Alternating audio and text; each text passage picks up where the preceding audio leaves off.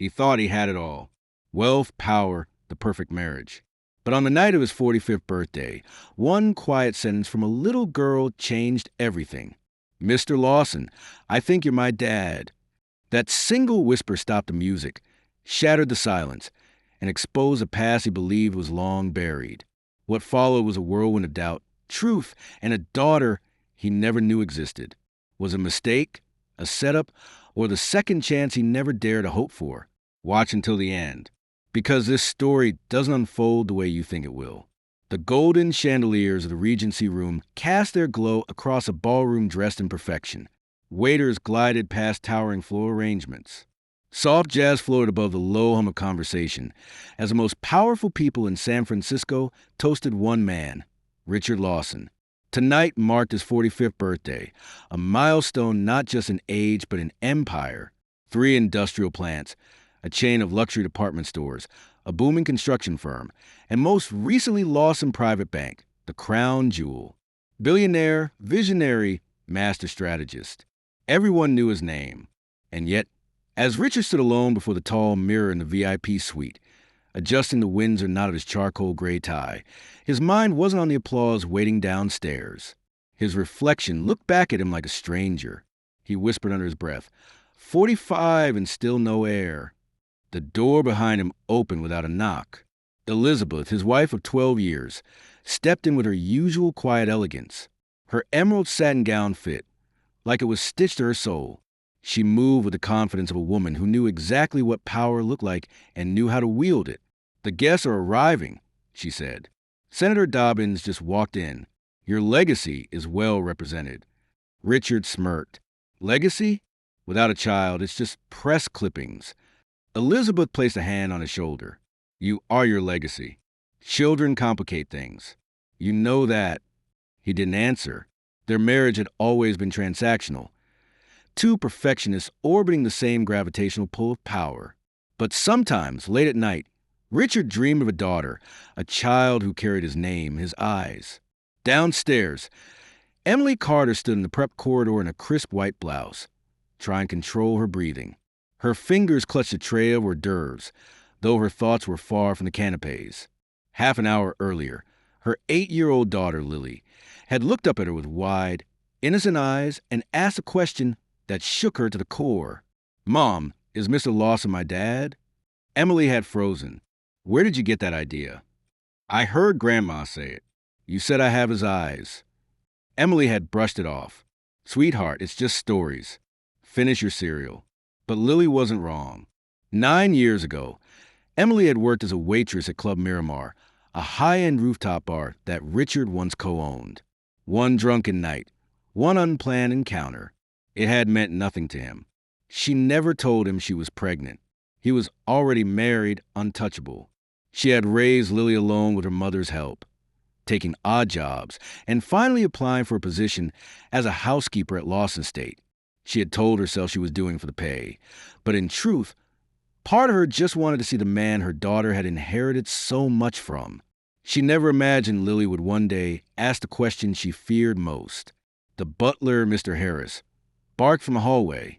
"Emily, you're up? Canapes to the ballroom. Let's go." She inhaled, adjusted the tray, and stepped into the lion's den. The ballroom buzzed. Powerful men in tailored suits laughed beside women with diamond earrings that sparkled like galaxies. Emily moved between them like smoke, trying not to breathe too loudly, praying Richard wouldn't even notice her. Then it happened. She turned a corner and came face to face with him. "Ah, Emily," Richard said, his tone surprisingly warm. "Didn't know you were working tonight." He remembered her name. She tried to smile. "Yes, sir. Just helping out." His eyes lingered for a moment. "You look familiar." Emily's chest tightened, but before she could reply, he turned away, greeting a CEO with a handshake that probably sealed a billion-dollar deal. Emily's legs nearly gave out. Across the city, Lily sat on the edge of Mrs. Jenkins' couch, swinging her legs nervously. She held a handmade birthday card, a picture she drew of a man in a crown, and a little girl holding his hand. "Happy birthday, Mr. Lawson, from Lily. I want to give it to him," she said. Mrs. Jenkins looked alarmed. "Honey, your mom's working." That's not a place for kids. But Lily had already slipped on her coat. 20 minutes later, she was climbing the steps of the Regency room, clutching her card to her chest. Back in the ballroom, the night had reached its apex. Guests were toasting Richard's health. Laughter echoed, the champagne flowed, and then the music stopped.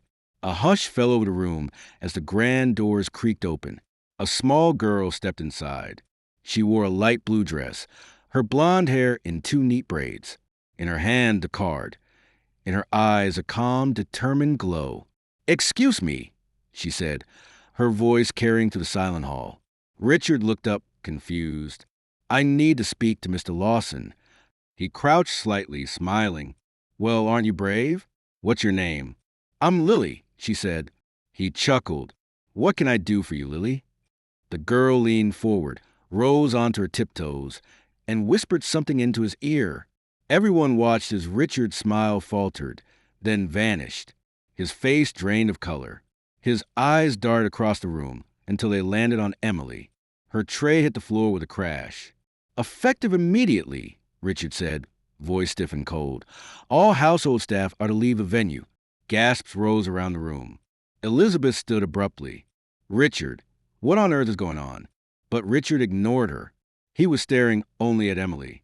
Emily, whose world had just shattered, ran. Moments later, in the back alley behind the venue, she gripped Lily's shoulders. "What did you say to him?" Her voice was shaking. "I just told him the truth," Lily whispered. "That he's my dad." Emily turned pale. "Oh, God." And in that moment, everything she had spent 8 years hiding was out in the open with hundreds of witnesses, and a billionaire who was now looking at her like a ghost from a past he never expected. The truth had just crashed the party, and nothing would ever be the same again. Richard Lawson stood motionless in the private lounge of the Regency room. The door shut tightly behind him, muffling the noise of the still-stunned guests outside. His hands trembled as he poured himself a drink, but the glass rattled against the bottle. He didn't drink it. His mind was spinning. She said she was my daughter. Lily, 8 years old. The math checked out. His eyes burned into the floor, but all he could see was her face. Those sharp gray-green eyes. His eyes. Her voice still echoed in his ears. "I'm your daughter, Mr. Lawson. Mommy didn't tell you, but Grandma said it's true." He didn't even notice Elizabeth enter until she slammed the door shut behind her. Her arms crossed, chin lifted, a storm already brewing in her gaze. "Would you care to explain why you just publicly humiliated us in front of half of San Francisco?" Richard didn't move. "She's my daughter." "What? The girl? Lily? She's mine." Elizabeth's lips parted, but nothing came out at first. She blinked slowly, then exhaled like someone fighting back a scream. "You believe that?" she hissed. "A little girl walks in, whispers something in your ear, and suddenly you forget who you are?" I looked in her eyes, Liz. I didn't need a DNA test. Elizabeth stepped forward, her voice low and shaking. "You think I don't remember that girl's mother? The housemaid you hired 6 months ago. I remember her face now. She's the one from your club days. You swore there was nothing serious with anyone before we married." Richard looked her dead in the eye. "There wasn't, but that doesn't mean she's lying." Outside, Emily Carter sat on the edge of her small apartment's couch, trying to breathe, her arms wrapped around Lily, who had fallen asleep mid-sob. The apartment was silent, save for the rhythmic tick of the kitchen clock and the occasional honk from the city street below. She hadn't even taken off her shoes. She just kept playing the moment over and over. She hadn't planned for any of it. Not for Lily to show up, not for the confrontation. Certainly not for the look on Richard's face when it hit him. She'd lived 8 years believing she was doing the right thing, keeping her child's world simple, safe, untouched by the chaos of wealth and broken promises. But deep down, she had always feared this moment, that Richard would find out, that he'd react exactly the way he did, or worse, that he wouldn't care at all. The doorbell rang. Emily's heart dropped. She stood, legs weak, and opened the door to find Richard on the other side, still in his tuxedo, but his tie now undone and his eyes different, softer, tortured. "I didn't know where else to go," he said. She didn't speak, just stepped aside. He walked in like a man moving through a dream, glancing around the modest apartment, taking it all in. The faded curtains, the books stacked on the side table, the drawings taped to the wall. "Is she asleep?" he asked. Emily nodded. He sat down on the edge of the couch where Lily had been. He looked at the spot like it was sacred. "She looks just like you," he said, then corrected himself. "Like us." Emily finally found her voice. "I didn't plan for this." He didn't accuse her, didn't yell. He only asked, "Why didn't you tell me? You were married. You had your world. And I had to protect mine. I wasn't going to throw a child into a mess of lawyers, headlines, and scandal." His face darkened. "You didn't even give me the chance."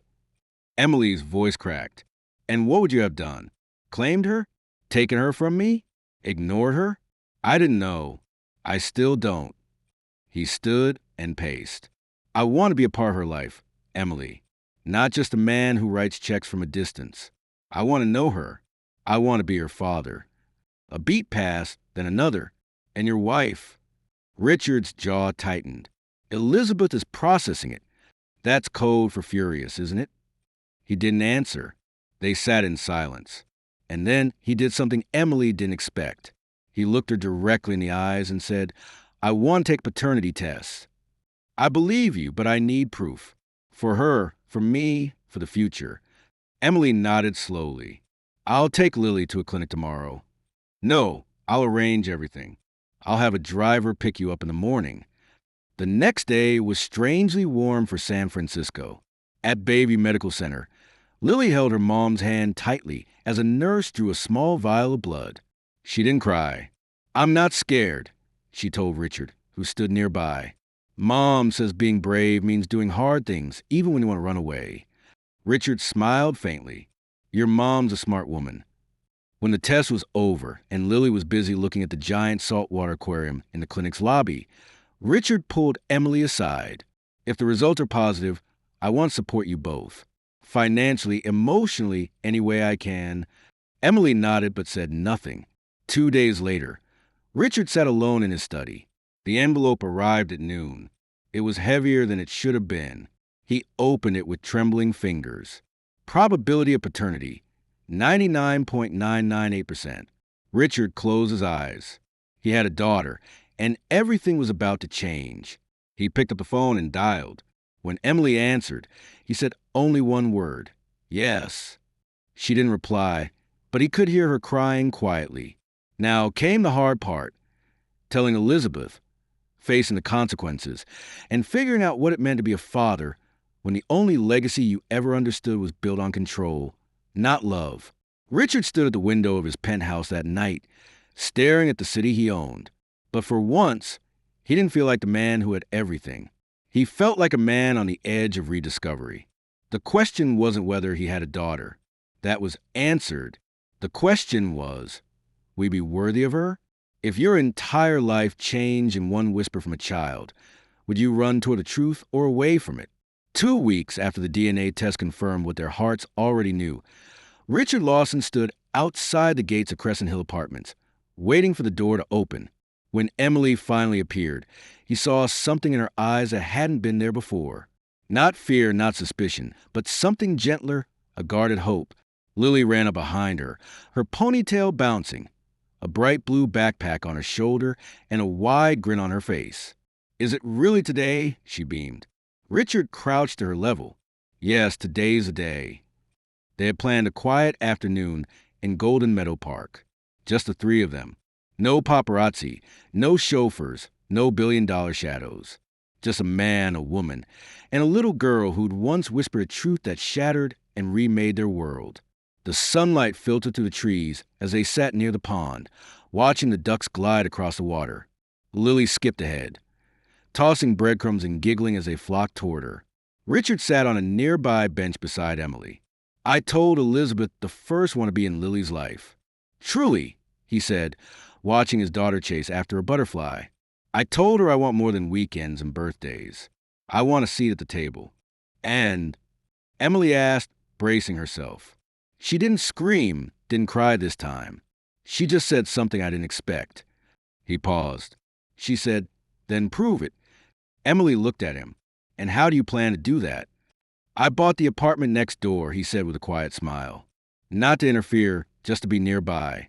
For Lily, for emergencies, for piano recitals, for Tuesday nights when she misses her dad and wants to tell him about school. Emily exhaled, surprised, unsure what to say, then softer.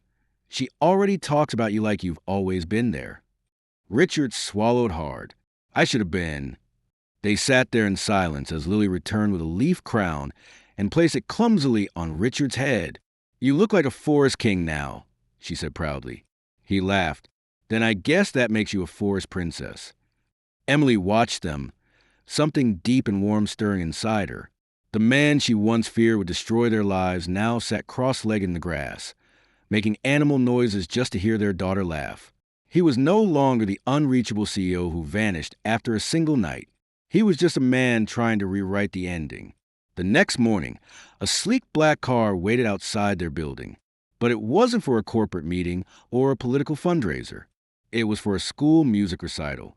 Lily had been practicing for weeks. Emily had wanted to buy her a proper dress, but Lily insisted on wearing the one she wore last year because that was when she first started playing piano, and she thought it brought her luck.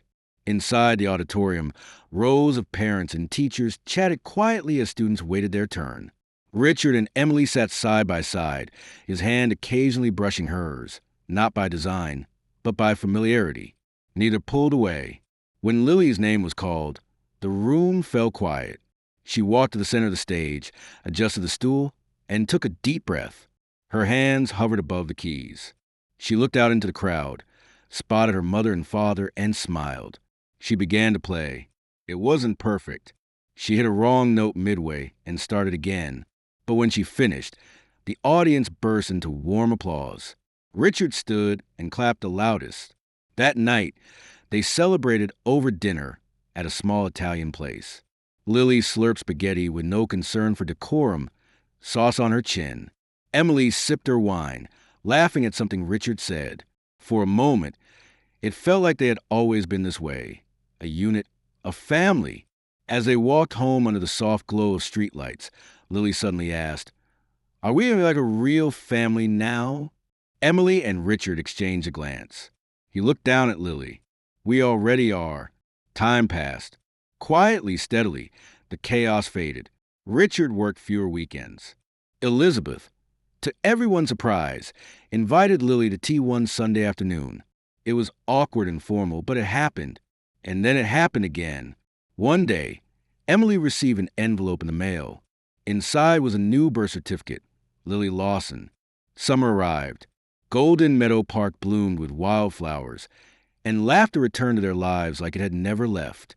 On Lily's 9th birthday, they threw a small party in the backyard of their new home. Not Richard's estate, but a sunny townhouse he bought in both their names. Nothing extravagant, just balloons, homemade cake, and a child's pure joy.